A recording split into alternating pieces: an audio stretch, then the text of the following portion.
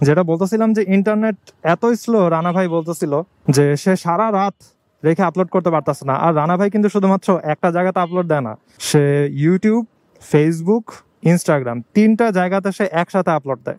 10 মিনিটের 1080p video upload করে সে, ওগুলাই হচ্ছে সে শেষ করতে পারতেছে না। আর ওইখানে আমি তো 4K ভিডিও আপলোড করি, তাহলে আমার কি অবস্থা হবে চিন্তা করেন। আমি জানি না এই ভিডিওটা আমি কালকে আপলোড করতে পারবো নাকি, রাতে যায় বোঝা যাবে নেটের স্পিড কেমন। এসব ভিডিও এডিট করে তার ক্লায়েন্টের কাছে কিভাবে দেয়, গুগল ড্রাইভের মাধ্যমে দেয়, অথবা মনে করেন পার্সোনালি কোনোভাবে পাঠায়। তো এত বড় সাইজের ভিডিও সে পাঠাবে কিভাবে? তার মানে চিন্তা করেন, ভিডিও এডিটরদের চাকরি গেছে ভাই, চাকরি নটা হয়ে গেছে এই এই টাইপের হচ্ছে ইন্টারনেট সার্ভিসের কারণে।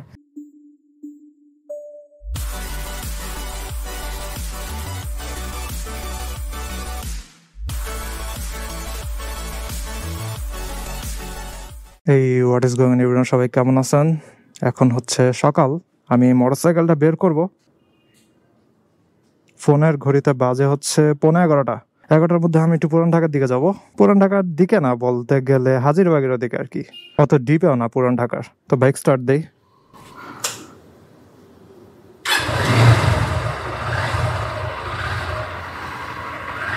ওয়াও, 2 দিন পরে বের হলাম, কিন্তু ভালোই একটা এনার্জি নিয়ে স্টার্ট হলো, দ্যাটস গুড। আমি ভয় পেয়ে গেছিলাম যে ব্যাটারি বসে গেল নাকি, কারণ কয়েকদিন আগে স্টার্ট নিতে চাইতেছিল না। যখন প্রায় 7 থেকে 10 দিন পরে আমি বাইক নিয়ে বের হয়েছি, তখন দেখে যে বাইক স্টার্টই নেয় না। মেন রাস্তায় তো যাব না, ভিতরের রাস্তা দিয়েই হচ্ছে আস্তে আস্তে করে যাব। তো এই মাত্র জাস্ট বৃষ্টি থামলো, রাস্তায় প্রচুর কাদা, এজন্য হচ্ছে এই যে বার্মিজ জুতা পরে বের হয়েছে আর কি, চামড়ার জুতাগুলা নাই। আর যেহেতু ভিতরের রাস্তা দিয়ে যাব, তাই পুরো অবস্থা খারাপ হয়ে যাবে আজকে কাদা টাদা দিয়ে। মোটরসাইকেলটার most probably engine oil change হওয়ার টাইম হয়ে গেছে। আমি ভুলে গেছি আসলে কত কিলোমিটার পরে সিনথেটিকটা চেঞ্জ করা লাগে। মোস্ট প্রবাবলি 2500 নাকি 3000 কিলোমিটার জানো। কিলোমিটার তো অনেকই হলো, দাঁড়ান দেখি। Trip a trip B 2300 kilometre হয়ে গেছে। মনে হচ্ছে ইঞ্জিন অয়েলটা চেঞ্জ করে নেওয়া ভালো হবে। দেখি, যাব শোরুমের দিকে যাব।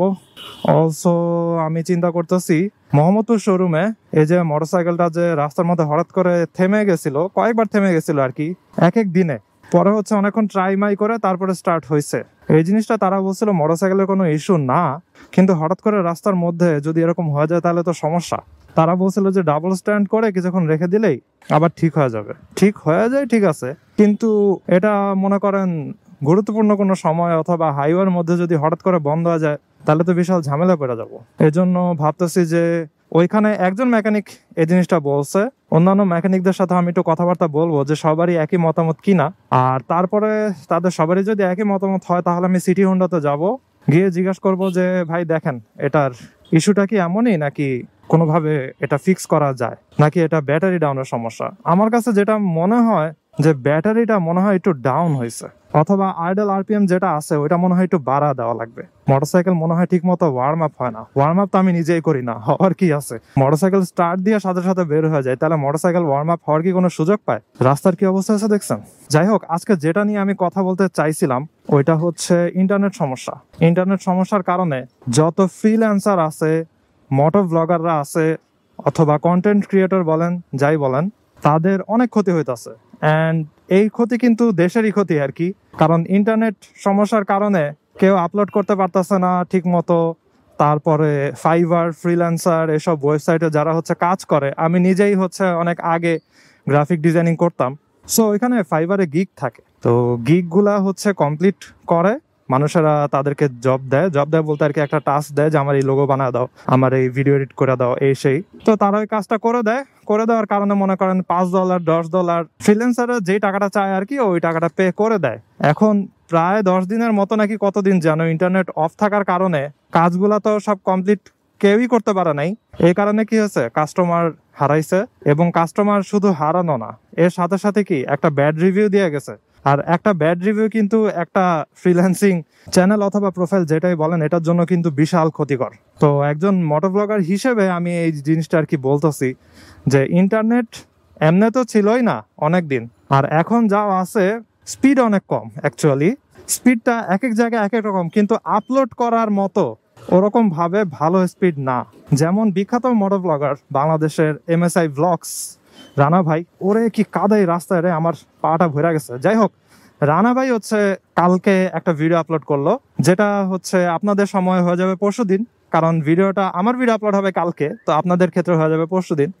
যাই হোক, ওই ভিডিওতে উনি বলতেছে যে সে সারা রাত কম্পিউটার অন করে রাখছে, ফোন অন করে রাখছে, কিন্তু ভিডিও আপলোড করতে পারে নাই। এজন্য তার লাস্ট ভিডিওর ক্যাপশন ছিল এইটাই হয়তো শেষ ভিডিও।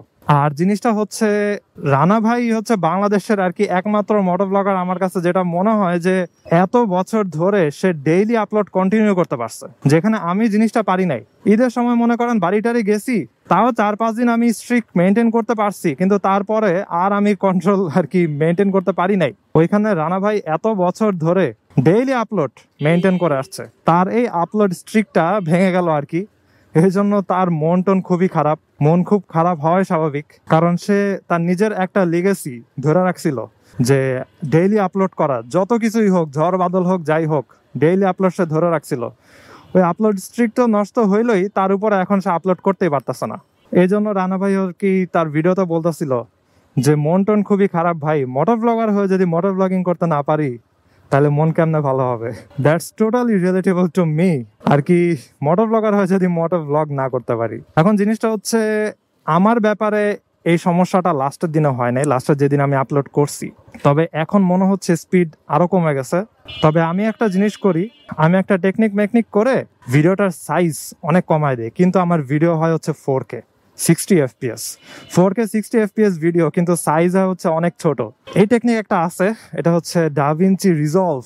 এই সফটওয়্যারের মহিমায় আমি এই জিনিসটা করতে পারছি। লিটারালি ডাভিঞ্চি রিজলভ আর কি সেভড মাই লাইফ। ভাই সে কই যাবে, সাইকেল নিয়ে রাস্তার মাঝখানে হেঁটে হেঁটে পার হইতেছে, তার উপরে রাস্তা এত ভাঙ্গা চূড়া, একবার মানুষ এদিকে যায়, একবার ওদিকে যায়, এরকম অবস্থা। কিছু বলার নাই আর কি, এভাবেই চলতে হবে আমাদেরকে। কারণ এইমাত্র বৃষ্টি হয়েছে, তার উপরে রাস্তাগুলোর কন্ডিশন অত ভালো না। তবে রাস্তাগুলো বানানো হয়েছে 1 বছরও হয় নাই মনে হয় আর কি। 1-1.5 বছর আগে আমি যখন এই রাস্তা দিয়ে পড়াতে যাইতাম, তখন এখানে রাস্তাগুলো একদম মাটি মুটি দিয়ে ভরা থাকতো এবং কাটা থাকতো। তখন আমি সাইকেল নিয়ে যাইতাম এসব রাস্তা দিয়ে। তো সাইকেল নিয়ে হচ্ছে এসব রাস্তার মাঝখানে তো কাটা, বিশাল বড় বড় গর্ত, এগুলোর পাশে দিয়ে আমি হেঁটে হেঁটে যাইতাম। এরকম ছিল হচ্ছে আমার সিচুয়েশন। যাই হোক, ইন্টারনেট নিয়ে যেটা বলতেছিলাম, যে ইন্টারনেট এতই স্লো, রানা ভাই বলতেছিল যে সে সারা রাত রেখে আপলোড করতে পারতেছে না। আর রানা ভাই কিন্তু শুধুমাত্র একটা জায়গাতে আপলোড দেয় না, সে ইউটিউব, ফেসবুক, ইনস্টাগ্রাম 3টা জায়গাতে সে একসাথে আপলোড দেয়। এবং প্রত্যেকটা জায়গাতেই হচ্ছে 10 মিনিটের, মিনিমাম 10 মিনিট এরকমই সে ভিডিও করে। 10 মিনিটের 1080p ভিডিও আপলোড করে সে, ওগুলাই হচ্ছে সে শেষ করতে পারতেছে না। আর ওইখানে আমি তো 4K ভিডিও আপলোড করি, তাহলে আমার কি অবস্থা হবে চিন্তা করেন। আমি জানি না এই ভিডিওটা আমি কালকে আপলোড করতে পারবো নাকি, রাতে যায় বোঝা যাবে নেটের স্পিড কেমন। এসব নিয়ে হচ্ছে অনেক টেনশনে আছি। আর আমি তো তাও মনে করেন ইউটিউবে আপলোড করি, ইউটিউবের স্পিড একটু আলাদাভাবে বেশি থাকে। নর্মালি আপনারা যারা ওয়াইফাই ইউজ করেন, বিভিন্ন ব্রডব্যান্ড ইন্টারনেট ইউজ করেন, ওইখানে দেখবেন যে ইউটিউবের স্পিডটা একটু বেশি দেওয়া থাকে, অন্যান্য স্ট্রিমিং সার্ভিসের থেকে ইউটিউবে বেশি দেয়। কিন্তু যারা মনে করেন গুগল ড্রাইভ দিয়ে ভিডিওর কাজ করে, এটা দিয়ে আমি কি বুঝাইতেছি, যারা মনে করেন ভিডিও এডিটিং এর কাজ করে, তারা ভিডিওগুলো কিভাবে দেয়, তারা ভিডিওগুলো তো গুগল ড্রাইভের মাধ্যমে দেয়, তাই না?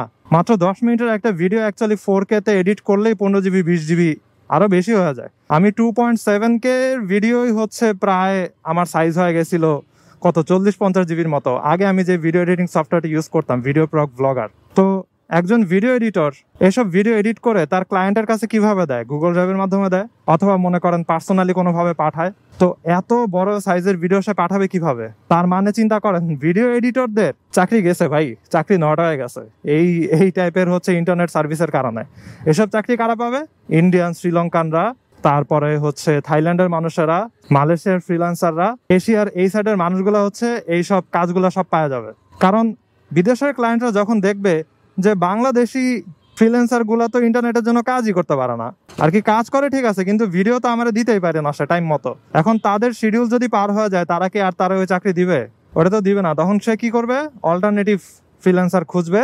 আর অল্টারনেটিভ ফ্রিল্যান্সার ইন্ডিয়াতে অভাব নেই। ইন্ডিয়াতে আপনি যদি আরো কম টাকা অফার করেন, তারপরে দেখবেন সবাই দৌড়ায় চলে আসছে। আমি আগে ফ্রিল্যান্সিং মার্কেট প্লেসে কাজ করতাম, তো ওইখানে দেখছি, মনে করেন জাস্ট একটা আইটেম কেউ একজন চাইছে, সাথে সাথে ইন্ডিয়ানরা আরো প্রাইস কমা দেয়, ঠিক আছে, অনেক কম প্রাইস হলেও তারা কইরা দিবে, এরকম কাজ করে। যাই হোক, এসব কাজগুলো সব বাংলাদেশিরা হারায় ফেলতেছে। আমি জানি না কবে ইন্টারনেট ঠিক হবে, তবে আশা করতেছি যেন তাড়াতাড়ি ঠিক হয়ে যায়, তাহলে মানুষেরা কাজগুলা ফিরে পাবে। আর হচ্ছে যারা ডেইলি কাজ করে অথবা কন্টেন্ট ক্রিয়েট করে, যাই করে, তারা হচ্ছে সময় মতো এগুলো কমপ্লিট করতে পারবে। আমি তো ঢুকবে এই গ্যারেজে, দারোয়ান কি আছে? না, দারোয়ান তো মনে হয় নাই। গেটটা আমারই খোলা লাগবে। ও, গেট তো সে খুলেই রাখছে, নিচে কোনো ছিটকি না লাগে নাই, পুরাই খোলা।